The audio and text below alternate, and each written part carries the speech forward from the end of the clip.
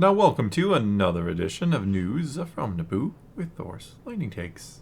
And let's get right to the news. Okay, so today I wanted to cover an interview with Jude Law in Entertainment Weekly. Sounds good to me. He finally got to showcase his character a little bit on Skeleton Crew as Jod Nanawood, Crimson Jack? Crimson Jack, Captain Silvo, Yeah, pick your poison. all of the above. That's a long name. That's a mouthful. Why? I wonder where the Jode Nanawood, because everybody seems to know him as Crimson. Is that like his original name? do you think? Maybe he just told his kids his original name. It's hard to say. Could just all be aliases. Maybe we don't even know his real name yet. Maybe he doesn't even know his real name. Could be. Could be. I kind of cherry-picked this interview and pulled out some of the more interesting aspects of it. So Entertainment Weekly said, now that we know your character's true identity, one of those three names that we just mentioned, they asked, what can you say in terms of his background as a Force user? Which this is obviously a popular topic. Yeah. We're curious. This might even be kind of spoiler territory. But it was in a news article. Well, sure, but just because the actor himself says it doesn't mean it can't be a spoiler, per se. So I'm just a little warning if you don't really want anything potentially ruined. It's a lot of theorizing yet, but there's a lot of big clues or hints here, I think. Right. Well, we did see him do a little Force shenanigans, so maybe, He did something, yeah. But he's not a Jedi, because that's not a thing Jedi say and stuff. Okay, but here's what he says. Okay. When asked what he can say in terms of his background as a Force user, that doesn't really come out until right near the end, when you really get an insight into his backstory and why he may be a Force user and is Force sensitive. And that was a detail that was always there, but creators John Watts and Christopher Ford and I really went back and made sure we were all on the same page as to where he was born and what happened. And it's kind of interesting, but a very revealing page in his past, I would say, is that he's not someone who has had a childhood. He's someone who's kind of had his childhood snatched away from him, and that's why he looks at the kids sort of with disdain. They're just small adults. Why don't they understand you've got to get on and survive? And why are they so inexperienced? He has no real concept of innocence.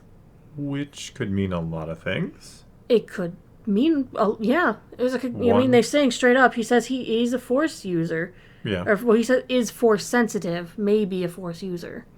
Well, that's kind of one of the same, know. But yeah. I think one possibility could be he was taken by the Jedi at a young age. Order 66 happens when he's probably still rather young, and that's why he sees his innocence or his childhood was kind of robbed from him or taken from him. It could be, but it doesn't explain why he doesn't have a sense of moral justice, because even the younglings start getting taught very early on the right and the wrong. But not everybody stays on the straight and narrow, especially when things go wrong, especially after Order 66. We've seen the other characters kind of, like Kanan and Cal Kestis, both kind of, I don't want to say strayed, but they didn't stay Jedi.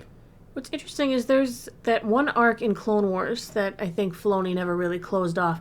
Palpatine kidnapped a bunch of Force-sensitive children. Well, he kind of Bad and Batch. Then, I was going to say, and then we moved into Bad Batch, where we found at least one location where the Force-sensitive children were being held. I mean, that's one location. Who's to say there weren't other locations where Force-sensitive children were being held, where their childhood was snatched away, being possible test subjects? Could explain his gray morals.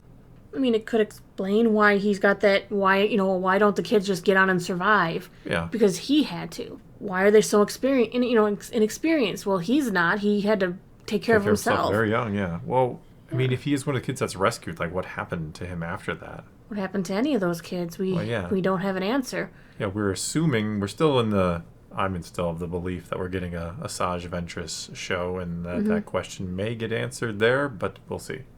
Right, and then they asked him, what is it like playing some of the lighter, funny moments, like with him gobbling all that food up in front of the kids and not really thinking twice about it?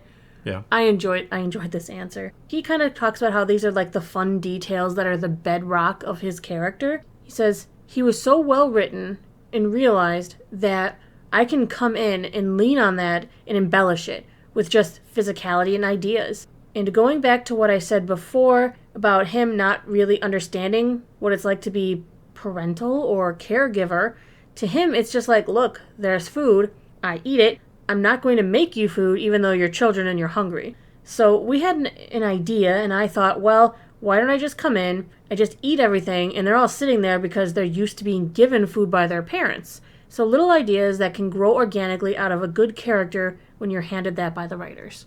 It makes sense. I mean, if he's got this, I don't understand, innocence, this selfish, I'm a survivor, why does he think he has to take care of shouldn't the kids be just taking care of themselves, he's thinking? And that's good detail. I thought it was really just good kind of meant to be a funny joke. Like he just like, well, go ahead and eat if you want. Yeah, but he doesn't understand how to be a caregiver. He doesn't understand the real mentality of kids because he never really was one. That's interesting. I'm enjoying that. Well, he did say like when it all kind of came out, well, I don't think he said it exactly, but it looks like when it all comes out, you can kind of go back and you'll see maybe the moments that add up to his character being the way he is. Which I find interesting. I really like when they take the time to do stuff like that, when you can start piecing together a person based on these small actions that all make him up. Yeah, well done. Last, they kind of talked to him about how Star Wars fans are, as they like to put it now, passionate. It's changed now. I see this shifting of we're not always calling them toxic anymore. We're passionate. Now they're I believe I was the one who tried to start that trend, but let's not get into that. Well, they said in the interview to him that Star Wars fans are passionate. We're a vocal bunch that don't agree on anything. So how do you handle that, or do you block out all the noise? He says, I'll be curious to hear. Of course, I would love their approval. I would love to know that we've done right by them. I mean, they're loyal. The one thing I would say that is fascinating about Star Wars is that you can apply all kinds of aesthetics and moods, concepts, and it can hold. It's very sturdy, and it seems to be able to hold an awful lot. Perhaps some of those factions of those fans favor one over another, and some really don't like others. But nonetheless, it's broad enough to hold them all.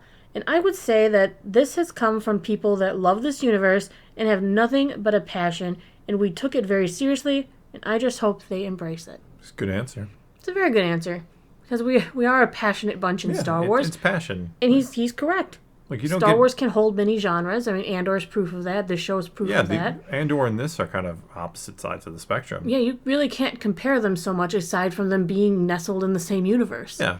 No, I definitely think it's going to be hard to find any two fans that are going to agree on absolutely everything Star Wars. It just doesn't happen, and that's fine because Star Wars is so expansive, and it does cater to different groups of people, young and old and everything in between, and it has different kind of genres within it now, where Andor is that political thriller, and this is a more kids fun show, and the animated shows are also more kids, and then you have the movies, which can be a blend, and Rogue One, which is kind of more adult-oriented, you could say. But I definitely think they're taking the correct turn by focusing on making characters. Making a solid character. Jode is a solid character so far. We're not seeing him much. The kids are each solid characters. They each have their own defining characteristics, their own personalities. They're not just generic kid number 1, generic kid number 2. They're starting to become more multifaceted as you watch them, which is good because they're real. And even kids watching the show know what's real and what isn't. You're not just one thing, and I think that's important to embrace. I think that's something they've forgotten, or a lot of writers forget, is sometimes you might have the greatest concept for a story ever, but if you can't make the characters feel real, then it really doesn't matter how great of a concept you have. I feel like sometimes Star Wars is like, well, it's Star Wars, so we don't really have to care about making these actual characters. We have Star Wars in the name, and we have this cool idea. We're going to have awesome special effects, and people are going to love it. But your characters have to be well written so we understand why they make their choices. Yeah. That's something we suffered from in The Acolyte, is nobody understood why Osha got so, or May, I don't even know which one anymore, got all wishy-washy, and there was no underlying understanding of why they did all those things. No, that's a problem. When your story doesn't make sense because your characters don't make sense, you don't have a story. You have that was part of the problems we had with Kenobi. Yeah. Reva's plot. I hate Vader and I'm an Inquisitor and he killed the Jedi in front of me and they were my friends and my people, so I'm going to become an Inquisitor and kill Jedi. Yep. In that way. Just so that I can kill the one that killed my friends and almost killed me. It just seems so contradictory that the character doesn't seem fleshed out. No. Like I said, cool concepts and ideas oftentimes, but characters can't bring it to life because it just...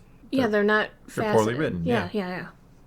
All right, well, I think that's going to be all we got for you this time. Now it's your turn. Take to the comments below. Tell us what you think of any and all of today's news. Tell us what you think of what Jude Law had to say. Do you agree? Do you disagree? Whatever the case may be, leave a comment below. Let's talk some Star Wars. And until next time, thanks for watching.